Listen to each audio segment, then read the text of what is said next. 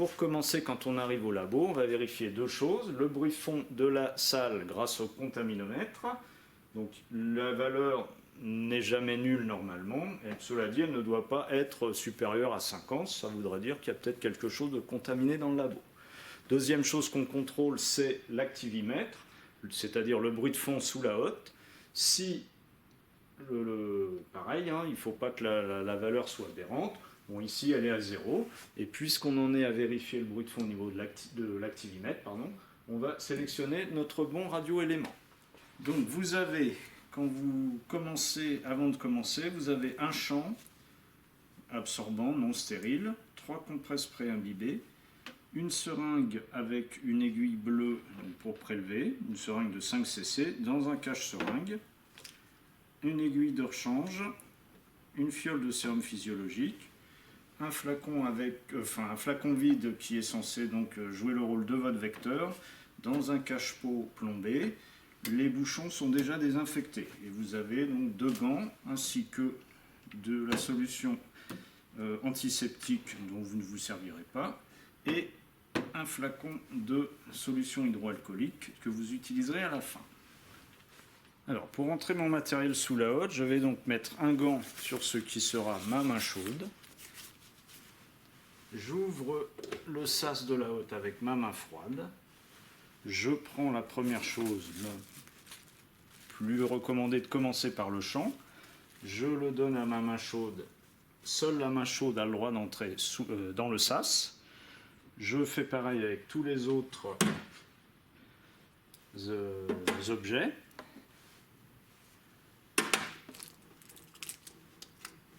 Et je finis si possible par les compresses pour ne pas les déstériliser.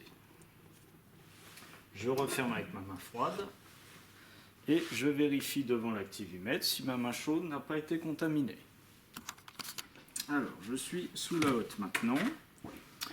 Je vais donc prendre, pour commencer, mon traceur, donc mon radioélément. Je vais vérifier sur une étiquette qu'il y a bien le nom du radioélément, la date et l'heure de fabrication, la date et l'heure de péremption, l'activité et le volume au moment de la préparation, le numéro de lot et l'identité de la personne qui l'a fabriqué.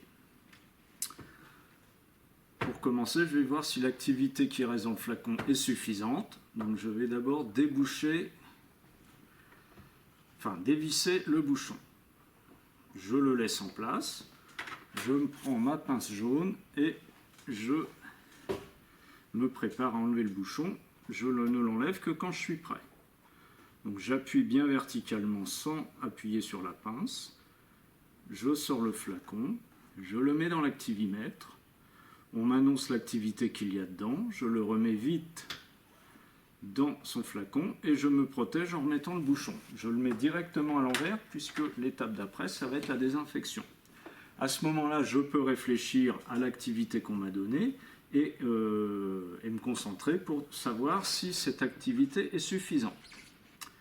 Je passe à la deuxième étape qui est la désinfection du bouchon. Donc, je prends une compresse, je la plie en deux en respectant les règles d'asepsie. Et je vais nettoyer de l'extérieur vers l'intérieur pour éviter de propager la radioactivité s'il y en a. Et je jette ma compresse dans la poubelle chaude.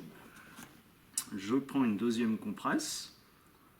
Je peux faire bouger mon paquet de compresses, il n'y a pas de souci. Je la plie à nouveau en deux. Je vais soulever mon bouchon et désinfecter juste le milieu, l'opercule. Et je remets directement le bouchon dessus, propre contre propre, c'est-à-dire donc le bouchon à l'endroit. Je jette ma compresse, je peux poser la pince. Je revisse mon bouchon, je fais bien attention à la petite languette qui sert à fermer le bouchon. Donc si la languette est vers l'extérieur, c'est que le bouchon est fermé. Par contre, si elle est vers l'intérieur, on va avoir les deux trous face à face et du coup, on aura un bouchon qui est ouvert. On va passer à l'étape suivante qui est le prélèvement. Donc on va prélever 2 cc ou millilitres de produit. Donc j'ai enlevé le capuchon avant d'ouvrir le bouchon. Je retourne. Je fais bien attention à garder ma main uniquement autour du flacon. surtout pas à cheval sur la seringue. Je redescends un petit peu ma seringue. Vous voyez que je tiens avec le pouce et le majeur le petit rond au bout du piston et mon index me sert à faire un point fixe au niveau de la seringue. Je descends un petit peu et je peux aspirer donc mes 2 ml de produit. Donc c'est censé être du technétium 99 métastable, en l'occurrence c'est du sérum physiologique. Je ne lâche surtout pas le piston et je retourne.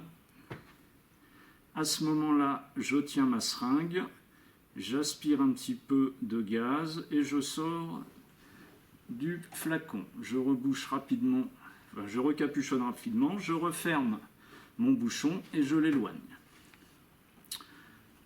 Pour voir si il y a des chances que j'ai une bonne activité dans ma seringue, je vais commencer par la purger. Donc je commence par aspirer un petit peu de gaz pour revider l'aiguille.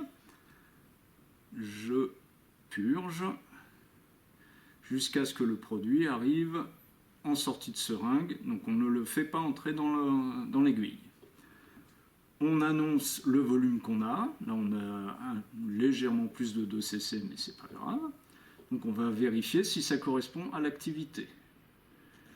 Je mets mon pouce sur le petit bouton qui est là. Je prends ma seringue le plus loin possible du produit radioactif, c'est-à-dire sur le petit rond au bout du piston. Je la mets dans l'activimètre. On m'annonce l'activité. Je repose rapidement ma seringue dans son cache et je peux la poser. Je réfléchis pour savoir si l'activité qu'on m'a annoncée me correspond à l'examen.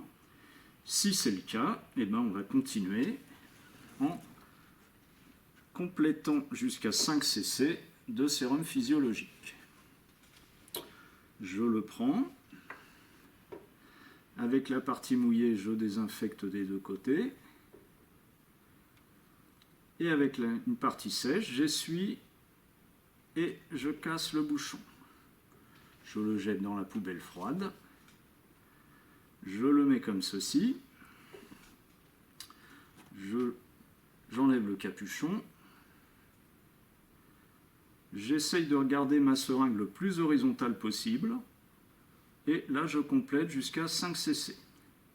Donc évidemment, quand on a remis la seringue tout à l'heure, après avoir vérifié l'activité, il fallait bien penser à mettre les graduations du côté visible.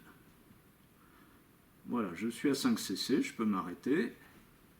Je repose mon sérum physiologique. Je recapuchonne. J'aspire un petit peu. Et je purge. Voilà, j'ai mes 5 cc de sérum physiologique, de technétium 99 métastable complété avec du sérum physiologique. Donc je peux jeter tout de suite mon ampoule dans la poubelle chaude. Je prends mon pot plombé avec le vecteur à l'intérieur. Je peux l'ouvrir en premier là puisque pour l'instant il n'y a rien dedans. Je prends ma seringue, je décapuchonne, je pique bien au milieu. Si ça résiste, je repique à côté évidemment. J'injecte les 5 cc. Je réaspire au moins autant d'air que je n'ai mis de liquide pour éviter la surpression dans le flacon. Je ferme, j'agite. Si c'est des macro-agrégats d'albumine humaine, j'agite comme ça. Sinon, on peut agiter un peu plus fort. Ensuite, je recapuchonne. Je libère ma seringue pour la jeter dans la botte plombée. Je mets le cache-seringue dont je n'ai plus besoin dans le sas. Et je n'ai plus qu'à gérer les déchets. Donc là, j'ai tout jeté au fur et à mesure, donc tout va bien.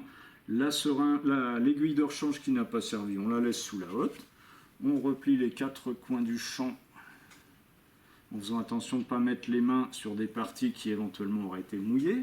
Évidemment, si vous avez fait tomber du produit radioactif sur le champ absorbant, il est hors de question de toucher les parties radioactives ou de poser du matériel dessus. Donc vous prenez avec votre pince et vous jetez dans la poubelle plombée. Vous pouvez poser la pince, vous avez terminé sous la hotte. Donc vous tirez. Alors je suis sorti de la hotte, je vérifie si mes mains ne sont pas contaminées. Si elles ne le sont pas, on peut enlever un gant et le mettre dans une poubelle froide. Si un gant est contaminé, évidemment, on va le jeter dans une poubelle chaude. Je prends mon étiquette. Donc là, ici, il y a peu de variations avec la première étiquette du radioélément, puisqu'on a fait un kit.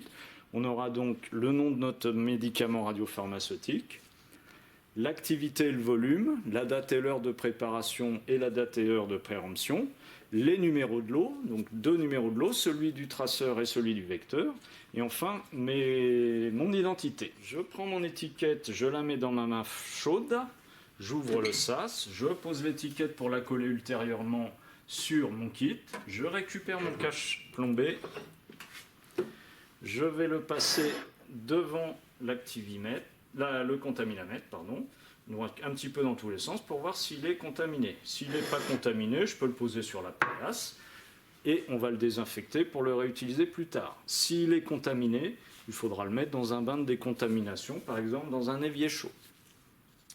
Donc j'ai terminé, j'ai contrôlé mon cache-seringue, je contrôle à nouveau ma main chaude. Si elle n'est pas contaminée, je peux retirer le gant. Je vais faire la traçabilité. Je vais d'abord contrôler le bruit de fond de la salle. Il ne faut pas que le bruit de fond qu'on avait au début ait doublé. Pareil pour la haute avec l'activimètre. On va ensuite faire la traçabilité, c'est-à-dire inscrire le kit qu'on a fabriqué dans le registre de radiopharmacie. Et on va terminer par une friction hydroalcoolique des mains en respectant les 7 gestes.